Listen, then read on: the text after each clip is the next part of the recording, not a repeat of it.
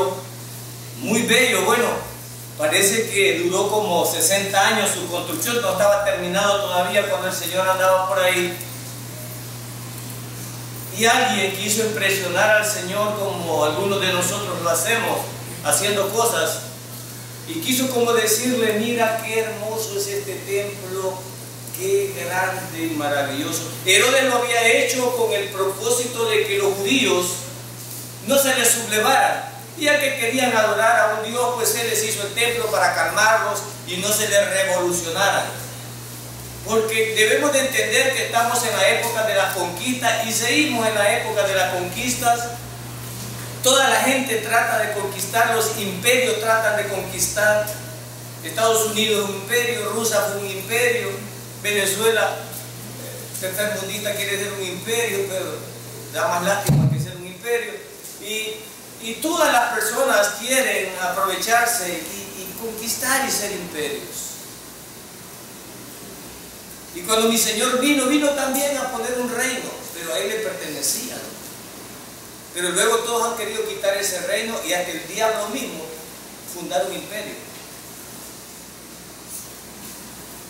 Y los líderes son astutos e inteligentes, los políticos, y tratan de darle más al perico. Bueno, voy a decir esto así, tal vez en internet no entienden mucho, pero a darle a la gente lo que quiere. Entonces, si quieren adorar, hagámosle donde adorar. Pero al líder no le importa la verdad, sino tener calmado a esa gente o complacida a esa gente. Lo mismo con los líderes políticos hoy en día, alcaldes, gobernadores, primer ministro, tratan de agradarle al pueblo, y para agradarle al pueblo hay que darle lo que el pueblo pide, sean estas bayuncadas o atrocidades.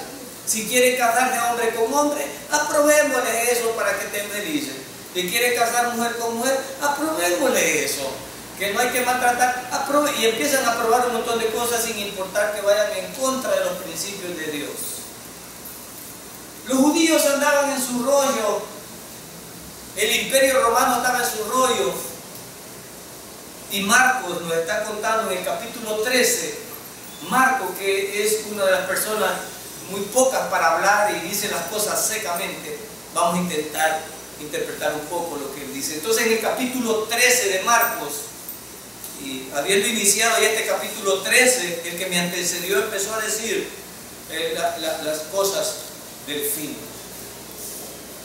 Pero en este contexto de que salen ahí en Marcos capítulo 13, del verso 1 hasta el 12, donde vamos a iniciar, pero dice ahí, salen del templo, y en ese contexto, aquel templo, decía el hermano Jorge, piedras de 20 toneladas. Siempre hemos creído que nuestros antepasados son más ignorantes que nosotros, pero luego nos sorprendemos lo que pudieron hacer sin la tecnología que tenemos nosotros. 20 toneladas, no hay una máquina, ni un boxer, ni un caterpillar que pueda mover ahora una piedra de 20 toneladas. ¿No la hay? ¿Cómo hicieron estos? Es la pregunta. Las pirámides de Egipto se ven estupefactos. Bueno, hasta piensan que son gente de otro planeta que vino a construir eso, que no fueron esta gente de aquí que lo dice. Porque siempre somos prejuiciosos y creemos que la gente que estaba en el pasado era más ignorante que nosotros. En este caso, este tipo, no sé quién específicamente allí, pero uno de ellos se le queda viendo al templo a una piedra de 20 toneladas. ¡Wow! Debe ser tremendo. Pero ¿qué tiene que ver con lo que mi Señor venía a hacer? La gente fácilmente se distrae en cosas del verdadero mensaje que Dios quería dar. Y Dios dice, wow, estos no me están entendiendo, están perdidos. Así es que te admiras por este templo, te admiras por estas piedras y por esta hermosura, como Israel se admiraba por ese mismo templo que Salomón había hecho. No ponían su mirada en el Creador, no ponían su mirada en el Salvador, sino que ponían la mirada en el objeto. Y hoy siguen personas poniendo la mirada en cosas que no son el Salvador. Así es que te sorprende este templo. Me imagino que este tipo, no sé si por conversar con el Señor o por impresionarle, pero lo que le sorprendió más a este tipo es que este que dice decir que es el Mesías, dice que un templo que se tardó 60 años en ser construido, lo iba a destruir en 3 días. Sorprendido.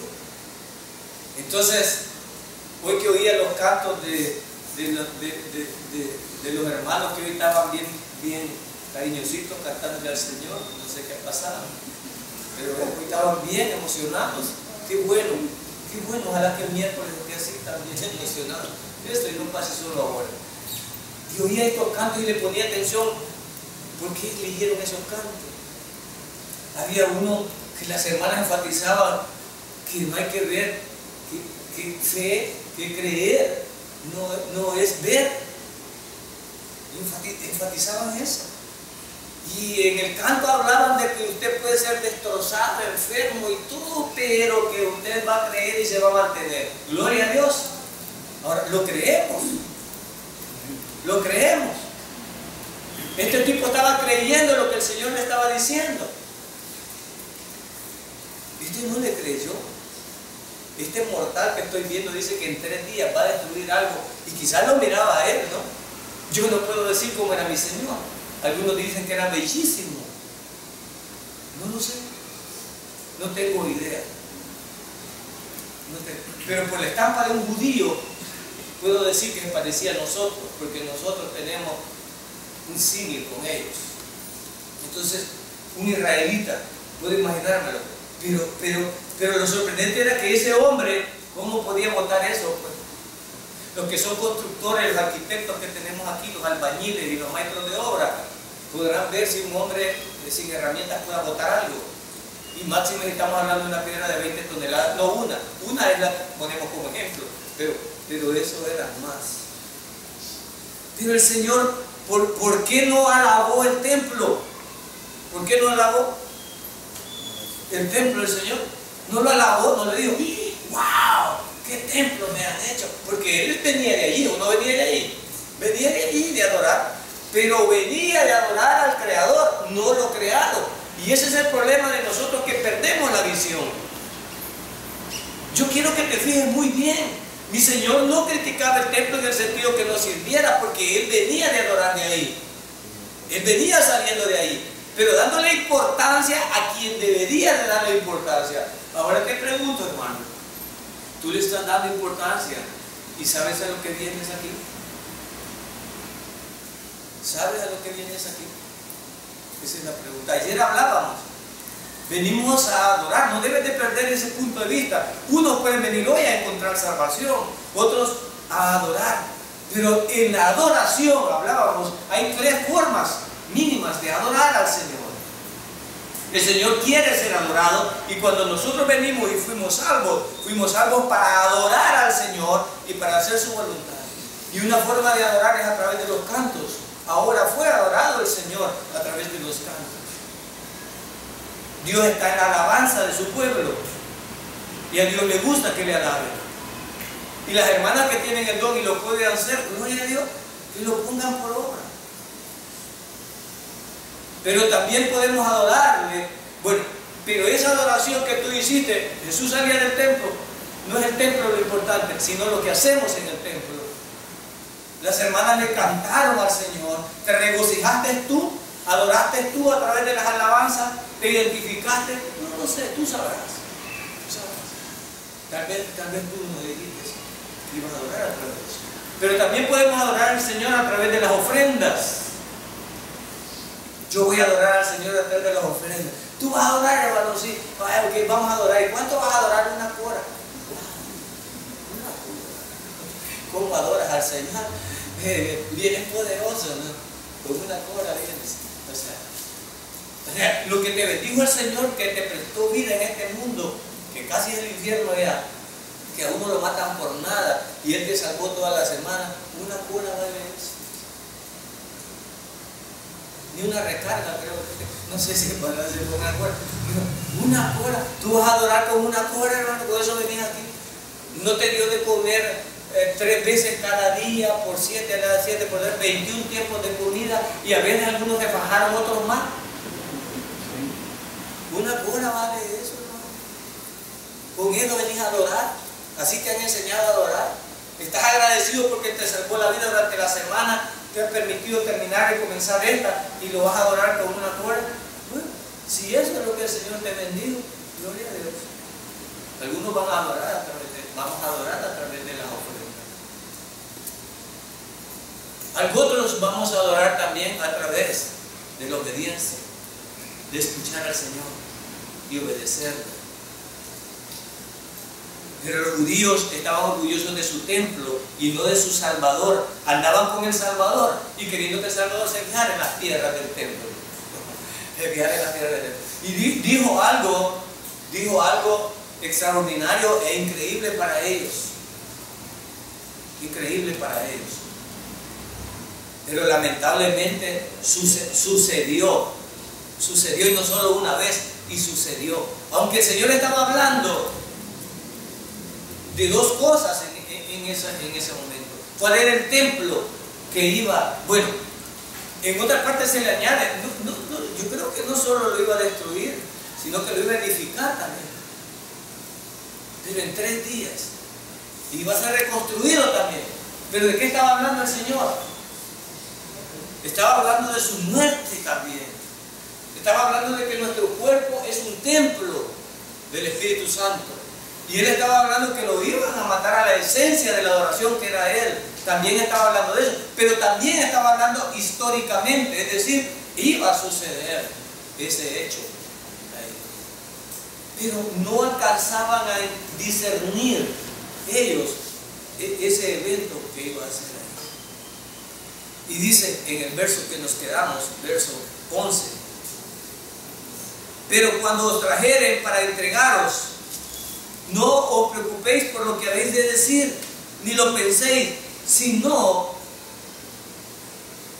lo que os fuere dado en aquella hora, eso hablad, porque no sois vosotros los que habláis, sino el Espíritu Santo.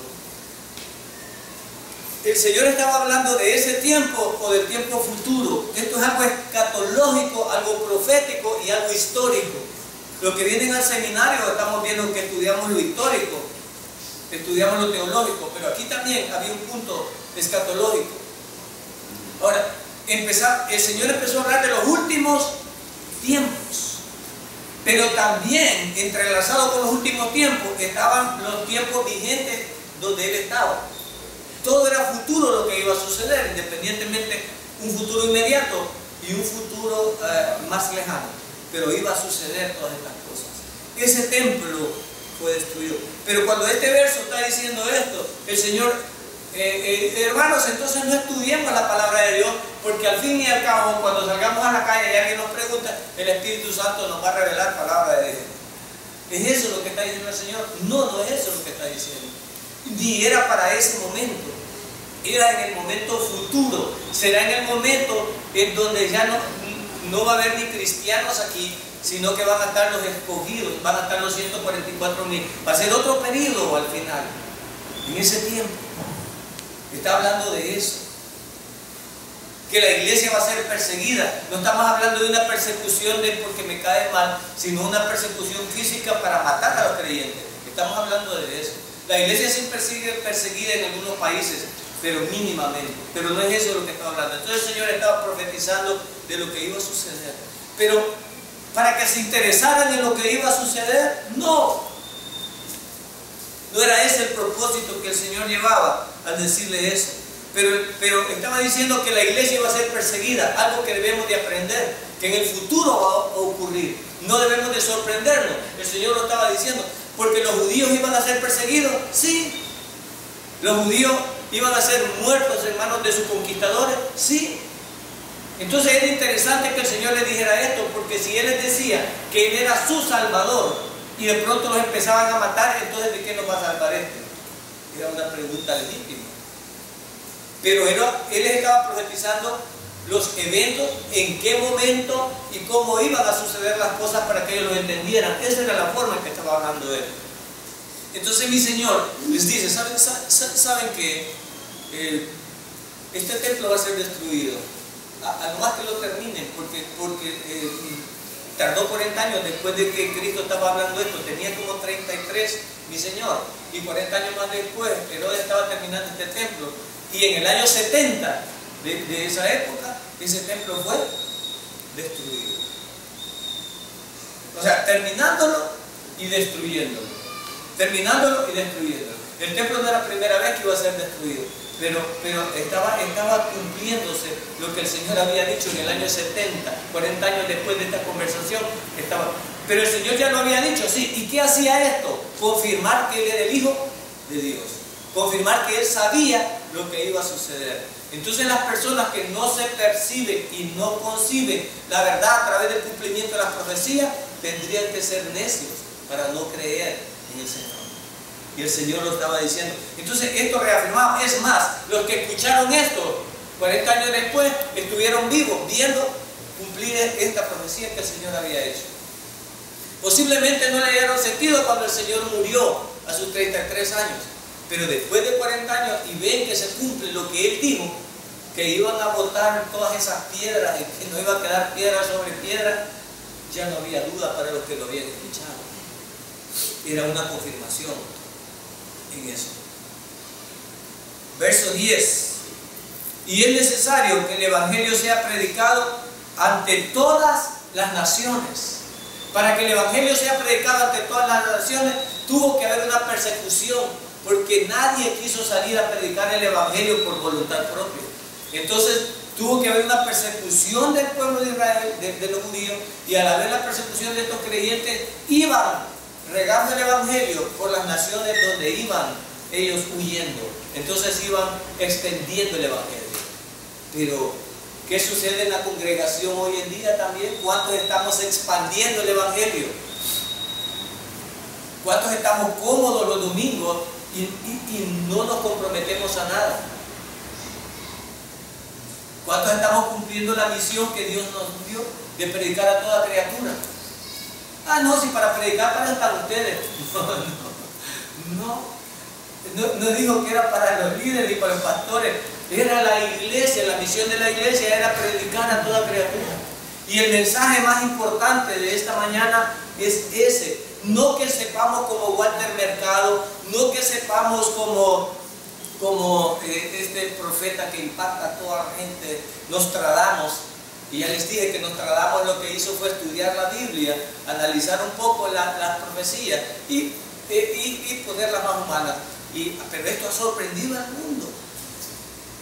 Pero nosotros los creyentes no necesitamos leerle las manos a nadie, ni ver los astros para entender lo que va a suceder, porque mi Señor ya me dijo cómo va a terminar esto. ¿Amén? Ya me dijo, ya estoy claro. ¿Y para qué me lo dijo? ¿Para que yo ande cobrando y diciéndole a la gente? No. Me lo dijo para mi tranquilidad, me lo dijo para mi paz. Y nos vamos a ir acercando al propósito por lo cual el Señor hizo esto. Verso 11.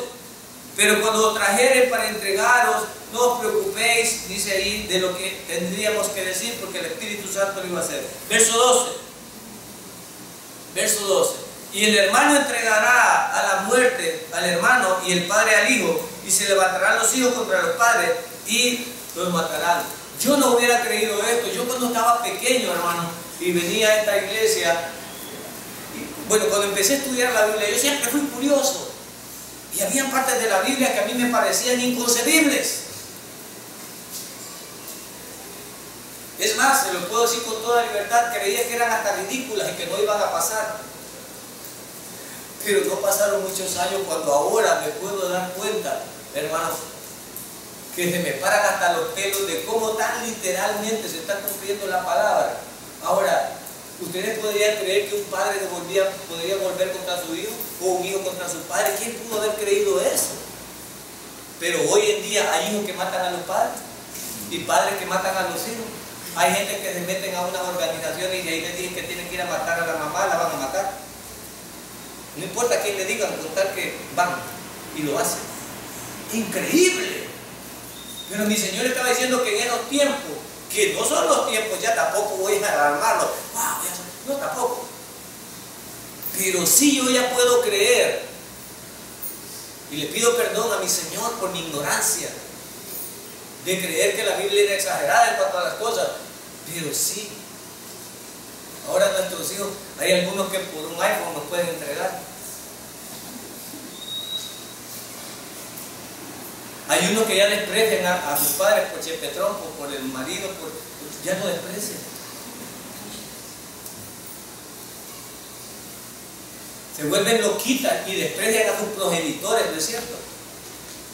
Y son capaces de cualquier cosa. Increíble.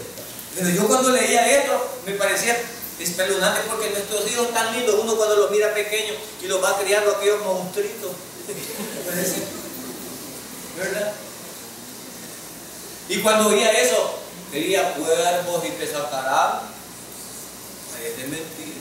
Pero algunos de ustedes ya dieron testigos de cuervos sacándole los ojos a los campos. Pobres viejitos que ni pueden hacer la escritura, porque a lo más que hacen la escritura, a lo más que la hacen, parece mentira, pero es una profecía de mi Señor. Pero naturalmente yo me rehusaba a creer eso, pero tenemos hijos perversos, hermano, y algunos ya saboreamos esto. Y esto es que los hemos criado, algo gente viniendo a la iglesia, y si te hubieran creado totalmente en el mundo, no sé dónde estaríamos, hermano. Francamente no sé dónde estaríamos. Verso 13. Y seréis aborrecidos de todos por causa de mi nombre. Esto es increíble. Pero ya se está cumpliendo. Ya parezco pastor de la asamblea yo, pero no. Ya voy a dar conferencias de la vida del Señor. Increíble. Increíble, pero cierto. Seréis aborrecidos. Los creyentes estamos siendo ciudadanos de tercera y cuadrados. ¿Cómo así? Los gringos dicen que hay que ser open mind, es decir, de mente abierta, de mente abierta. Pero el creyente es cuadrado. ¿Por qué? Porque creemos en un Dios todopoderoso que dice: abominación a Jehová el hombre que se acuesta con hombre. ¿Sí? ¿No es cierto? Y como creyente yo, amén, gloria a Dios. Pero ¿qué dicen nuestros políticos y nuestros psiquiatras y nuestros psicólogos ahora? ¿Quiénes son los enfermos? ¿Los homosexuales o los creyentes? Los creyentes son enfermitos. Estos tienen todos los derechos. Estos son open mind. Estos son cuadrados. Los latinos. Hay una doctora Polo que es algo bruta para hablar. Y es cariñosita con todos los desviados. ¿Verdad? No sé si es desviada, no lo entiendo. Pero en todo caso, esta tipa nomás llega un homosexual hasta baila, brinca y alaba. Ahí a su sala. ¿Verdad? Y entonces ella dice que yo no sé qué les pasa a los latinos que son tan cuadrados. Con los norteamericanos no hay problema. Si les salen los hijos 4x4, Gatorade, porque, bueno, voy a traducir esto al hombre con hombre, hombre con hombre y hombre con mujer, porque esto es una desviación horrible. Mujer con mujer, mujer con hombre y mujer con mujer, o sea, están los homosexuales, los bisexuales, los transexuales, los metrosexuales y no sé si es que el otro más. Pero hay un arco iris. Bueno, el arco iris es el símbolo de esta gente, pues. El arco iris es el símbolo de esta gente. Así que los que les gusta el arco iris, cuidado, ya lo ponen. ¿Qué ya significaría eso? Entonces, dice acá: y seremos aborrecidos. ¿Por qué seremos aborrecidos? Porque el creyente fiel que eduque. A esta doctora Polo le había llegado un caso y una señora estaba enojada porque de pronto su hijo se fue donde el papá y el papá lo traía vestido de mujer porque el hombre se había hecho gay. Entonces la esposa se enojó de tal manera que sacó al hijo a la calle vestido de mujer para que se burlaran los demás niños de él. ¿Y a quién creen que apoyó esta señora? ¿A quién creen que apoyó? ¿Saben qué? Le dijo.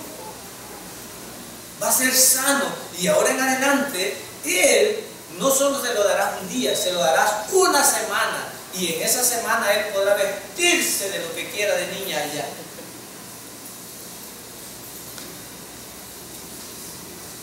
Y si ella dice, yo soy cristiana, soy retrógrada, mongolita. O sea, los creyentes vamos a empezar a hacer ¿qué? Aborrecidos. Los verdaderos creyentes, no los hipócritas. Porque tendremos creyentes ya dije, creyente no es solo el que viene a la iglesia. Ya hemos explicado esto. Yo puedo dormir en un San Juan 30 años y no me voy a hacer cargo. Yo puedo venir a la iglesia 30 años y no soy creyente por venir a la iglesia. Esto tiene que ver con convicción, con lo que cantaban ahora. Esto tiene que ver con convicción. Para mí es abominación mujer con mujer y punto. Pero mirá que esos tontos no son modernos, a mí no me importa. Pero mirá que sos director de una escuela y de veas, a mí no me interesa. Y el Señor dice que es abominación y punto. Esto no es correcto y no es natural. Vos ya estás en el paz. Seremos aborrecidos. Alguien decía que los creyentes pueden ser líderes políticos. ¿A dónde va? ¿A qué pueblo va a tener un creyente político que se pare y diga, yo no estoy aprobando leyes de maricón? Lo matan a federal. Lo matan a federal. Lo matan y les aplauden. Les están dando todos los derechos. Y mira, hermano, pon mucha atención esto. No es el hecho del acto sexual de estos degenerados. Bueno, quiero aclarar para los que me ven en internet que no soy homofóbico, ¿cómo se le llama? Porque ahora si vos hablas de ellos, ¡ay, sos homofóbico! O sea, le tengo miedo a los maricones. No, nada que ver con eso. Porque hoy te buscan de todos lados. Eso es como cuando llegas a un psicólogo de enfermo, tenés cuidado de que no estoy loco, pues estás loco, pues te metes. Y vos le dices que no estás loco, pues estás loco, pues, y te metes. Y vas alentado, y si es posible allá, dices, pero si con la nación estoy sano, no es loco, métame droga. Además que le metes droga, ya te pones loco, ahí ya te quedas adentro. Ahora la estrategia del diablo es igual. Ahora empiezo yo a decir, no, que los homosexuales, es homofóbico. Y ser homofóbico significa que sos enfermito y te tienes que quedar un psiquiatra. Tenés problemas. No, yo no tengo problemas con ellos. Nunca hemos tenido problemas con ellos. Si ellos son degenerados y nadie les va a tapar esa cosa. Pero óiganme, antes tenían vergüenza, respetaban la iglesia y respetaban la sociedad, y para hacer sus cochinadas se escondían. Y nadie les decía nada, nunca apedrearon a nadie. Pero viene el diablo, el demonio, y los usa para corromper la iglesia. ¿Y qué quieren hoy? Casarse, tener una bendición en el santo matrimonio. O sea, corromperlo. Ya viven como marido y mujer, nadie lo detiene. Pero no es ese el propósito. El propósito es romper la santidad de Dios. Venir y corromper la iglesia. Ellos ya no les basta vivir entre ellos. Hoy quieren adoptar hijos. Ahora quieren cambiar el concepto de familia que Dios dejó. Varón y hembra, no creo. Ellos quieren cambiar lo que Dios hizo. Es un atentado contra los principios de Dios. Ahora, ¿ellos podrán ser salvos, hermanos? Claro que sí. ¿Dios los ama? Sí. Y el homosexualismo es un pecado igual que el adúltero, que el fornicario. Es otro pecado más. Pero con la diferencia que están intentando corromper los principios de Dios. Entonces los creyentes van a ser aborrecidos, pero los verdaderos creyentes, aquellos que no aceptan las leyes del mundo, esos son los que van a ser aborrecidos. Aquellos que a sus hijos los tienen en sujeción y los traen a la congregación y les enseñan a sus hijos a adorar a Dios, estos son, bueno, de hecho, ya tus hijos los traen forzados. No es cierto que tus hijos te quieren aborrecer porque los traes a la iglesia. Tus hijos te quieren aborrecer porque los traes a la iglesia. Ay, mamá, no seas cuadrada. Hija, ese vestido está muy pelada. Usted es la que va a la iglesia, y todas las jóvenes, no seas turbia, ni es paciente. No es cierto. Tus hijos son los primeros que te parecen aborrecer. Porque tu hijo está en contra tuya, luchando contra los principios cristianos. Ella te quiere meter los principios del mundo. Y tú como padre estás metiéndole los principios de Dios. Y es una batalla, padre contra hijo, ¿no? Es lo que tenemos. Y algunos ya la perdieron. Ser aborrecido significa, cuando yo vivo bajo los principios de Dios, me van a aborrecer los del mundo. Allí en mi trabajo hay unos adventistas. Y no quiero aclarar que yo convivo con gente de todo tipo de creencias. Pero cuando un adventista dice, de forma equivocada también, pero te dice, tenemos reunión el sábado. Yo el sábado no puedo venir porque yo adoro el sábado. Ya descanso el sábado. Cae mal. ¿No es cierto? Lo mismo que cae mal un creyente cuando vamos a hacer una fiesta. Yo no participo en esa fiesta. Cae mal. Miren, vamos a bailar todos aquí. No, yo no voy a bailar porque soy creyente. Cae mal. Hay creyentes que ¿cuál bailamos? Hay creyentes que es bien plantito. Y luego le dije al pastor, pastor, usted me vio bailar a mí, me vio desarrollar, pero es que es por el trabajo. Es por el trabajo. No, es por el trabajo. ¿Cuál? No, hermano. Pero dice aquí que vamos a ser aborrecidos cuando vivimos bajo los principios de ¿quién? De Dios. Y empiezo a parármele al mundo y empiezo a decirle no. Dijeron que el aborto estaba bien. ¿Y qué debemos decir los creyentes? No. No, hermano. No. Entonces cuando empezamos a decir no, entonces sí empezamos a ser aborrecidos. Entonces eres creyente. ¿Tus hijas se deben de vestir con pudor? Sí. No deben de andar peladas, hermano. ¿Deben de vestirse decentemente? Sí, hermano. ¿Y qué es decentemente? Ella no entiende. Ella no entiende, hermano. Un creyente somos libres para hacer todo, pero no todo nos conviene. Este verso de ser aborrecido no está de gusto. Los que van a ser aborrecidos, los que son verdaderos creyentes, los que son camaleón, no hemos cantado ese coro, ¿no? Los que somos camaleón no vamos a ser aborrecidos. El camaleón hoy para el carnaval, hasta carroza tiene ya para de la iglesia quizás, para que salga en el carnaval también. Los cristianos camaleón hacen todo lo que hace el mundo, en el nombre del Señor.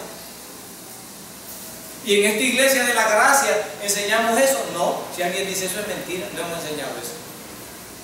Hay muchas cosas que puedo hacer, pero que no las debo de hacer.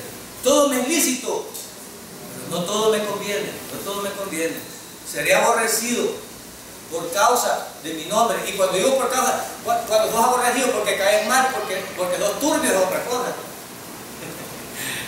Si son caen mal es otra cosa. Pero aquí habla de los que van a ser aborrecidos por estar bajo los principios de Dios. Mire, hagamos este business, una tranza. Y usted como creyente, perdóneme, me salgo de eso. De eso hablamos. Oremos por el hermano que está preso y por qué andaba de extranjero. No tenemos que ver en eso. Pero no es por causa del Señor, hermano. No es por causa. Estamos hablando de los que están siendo aborrecidos por causa del Señor, no por tus imprudencias. Dios puede tener misericordia, pero está ahí. Entonces, vivimos bajo los principios del Señor, iglesia. Vivimos bajo los principios del Señor. ¿Cómo es el testimonio que damos? Cada vez que doblo rodillas, cada noche me da vergüenza de las cosas que a veces hago en el día. No sé ustedes, pero yo a veces me avergüenzo. Se me fue la lengua. Esta lengua, hermano, una lengua más chuzo que tenemos que... Ay, si los hermanitos oyeran lo que hablamos cuando no están presentes. Es que lengua, que lengua. Si es que se nos va. Cuando acordamos, de verdad se nos va. Seremos aborrecidos. Tenemos que pensar cómo estamos criando a nuestros hijos, qué principios llevan y cómo vivo mi vida. Y si mis hijos me ven adorar al Señor a mí, ¿cómo me ven mis hijos y mis hijas? ¿Cómo me ven? Pero estamos hablando de los últimos tiempos y en este tiempo solo los estoy acercando que esto ya no lo tengo que dudar, ni fe necesito porque ya estoy viendo que los creyentes van a ser aborrecidos por no encajar en el mundo con sus principios. Segunda parte B del verso 13. Mas el que persevere hasta el fin será salvo. mas el que persevere hasta el fin será salvo. Ay, hermano, ese verso, ya ve lo que le digo, ¿verdad? El que persevere hasta el fin. No va a ser salvo por perseverar hasta el fin. Se va a notar que es salvo porque perseveró hasta el fin. Pero somos salvos. Y si hay alguien en la audiencia, si hay alguien en la congregación que no ha sido salvo, le tengo una buena noticia. Solo tiene, primero, reconocer que es pecador.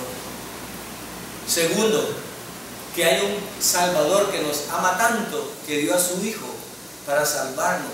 Y que todos los pecados que pudo haber cometido, primero, el pecado que cargaba de sus padres, pero yo voy a ser responsable de los pecados de mi padre. Uno, ¿y yo qué culpa tengo que Adán y Eva fueran cochinos? Porque algunos creen que el pecado de Adán y Eva fue el sexo. ¿Yo qué culpa tengo? Y los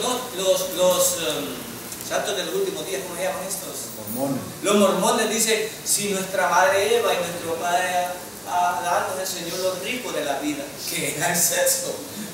Ellos tienen ese concepto de la vida. ¿Por qué va a ser malo? Me decía a mí un mormón.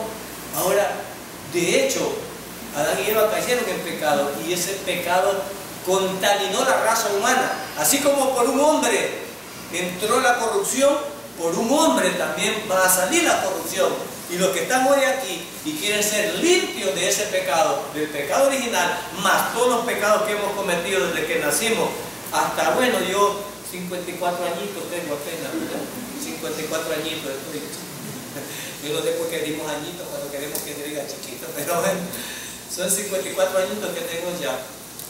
Y si el saco echara mis pecados, no sé cuántos sacos tuviera llenos de esos pecados. Pero el Señor perdona todos tus pecados. Si hay alguien aquí que dice, sí, yo soy pecador, sí creo que Jesús es el Hijo de Dios, y creo que murió por nosotros en la cruz, y creo que fue sepultado como la Escritura lo dice, y creo que resucitó al tercer día, y que está a la diestra de Dios Padre, y que viene por nosotros, es salvo. Es salvo. El que cree eso es salvo. Gloria a Dios. Aleluya. No tiene que hacer nada. Hermano, y no tengo de andar en manga larga como anda usted. Es el Señor cuando llegue. Yo no sé si cómo te imaginas al Señor allá. ¿A dónde están los que van a entrar al cielo? Aquí está el Señor. Primero sacame a los que no andan manga larga. No creo que el Señor diga eso. Segundo, sacame todas las que traen las uñas pintadas. Tampoco, hermano. Dios no va a estar diciendo eso. A mi esposa no le gustó esto, pero hay una anécdota, leyendo, no me acuerdo qué libro, hay una anécdota, y había un hombre que era creyente, de esos de hueso colorado que dicen que son buenos creyentes, y entonces se murió, y llega allá al cielo, y en la entrada estaba, ¿verdad?, él contento, digo, bueno, voy con una maletada de obras que yo creo que voy de paso, ¿verdad? Y cuando llega, y sale el típico, ahí Señor, ¿verdad? Ahí, vamos a ver. Te voy a explicar cómo es la cosa para entrar al cielo. Sí, dígame, confiado totalmente, confiado. Aquí para entrar al cielo, le digo, hay que hacer 100 puntos. ¿Sí? 100 puntos. Y entras al cielo. ¿Cómo no? Le digo, comencemos. Muy bien. Mire, estuve casado con mi esposa 60 años y nunca la traicioné durante todo ese tiempo. 3 puntos. ¿Cuánto? 3 puntos. 3 puntos. Sí, 3 puntos. 3 puntos. Continuemos. Fui a la iglesia, nunca falté a ningún culto. Y fui todos los días, le digo. 2 puntos. ¿Cuánto? 2 puntos. ¿Qué más? Ofrendaba y diezmaba. Diezmaba todo lo que me correspondía sin fallar, le digo. ¿Cuántos puntos? 3 puntos. ¿Qué? Le digo, en este talle, le digo, nunca voy a entrar al cielo solo por gracia. Gloria a Dios, es salvo. Somos salvos por gracia. Hay gente que cree que es por las obras que hace, y no es por las obras, es porque Dios murió por mí en la cruz. Yo necesito un Salvador, y este país se llama El Salvador, y se llama El Salvador porque nos salva. ¿Y quién necesita ser salvado? Alguien que no se puede salvar él solo. Si yo me pudiera salvar, no necesito un salvador. Pero tengo un salvador porque necesito ser salvado. Entonces Él me salva por lo que Él hizo en la cruz. Ahora, ya siendo salvo yo, hago obras, pero no para salvarme, sino porque ya soy salvo. Debo de dar los frutos como un hijo de Dios. Eso es lo que debo de hacer. Y si alguien escuchó este mensaje hoy y lo cree, es salvo. No lo dude, es salvo. Ahora, más el que persevere hasta el fin. Entonces, ¿qué significa más el que persevere hasta el fin? Te voy a ubicar, te voy a ubicar. Dios ha dicho cómo va a ser el fin. Y el fin del mundo va a ser cuando Él venga. Cuando Él venga, habrá un fin de un siglo. Pero, ¿cuántos de ustedes van a estar cuando Él venga? Ahora, quiere decir que todos los que se murieron queriendo perseverar hasta el fin están fritos y están en el infierno. Están cochándose y friéndose. ¿Por qué, hermano? Porque no perseveraron hasta el fin. ¿Por qué, hermano? Porque ya se murieron y el fin no ha llegado. Entonces no perseveraron hasta el fin, no aguantaron. Se murieron antes. Entonces, ¿cuánta gente quedaría condenada? Un montón de gente quedaría condenada. Ah, no, hermano. Entonces allá de decir hasta el fin de la vida. Ah, compongamos la verdad. Entonces no es hasta el fin del mundo, sino el que persevere hasta el fin de tu vida.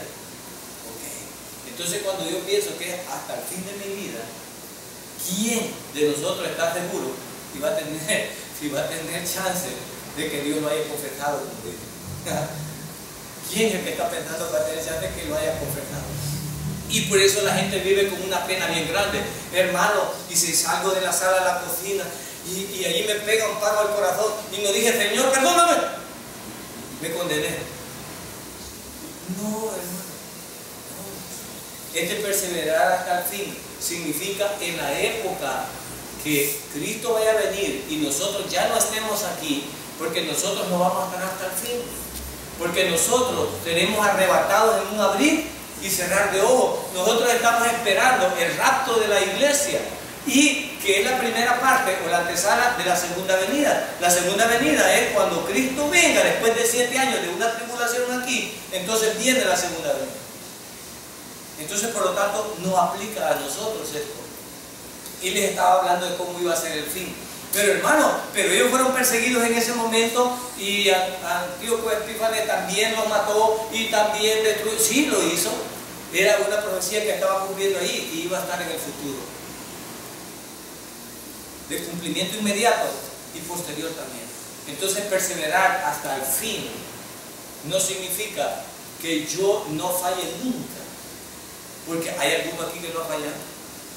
Si somos honestos, hasta este Papa dijo que era pecador. Yo no sé cuántas viejitas le mataron y les dio diarrea de japiata, porque es el Santísimo Papa, pero él mismo dijo que era un pecador.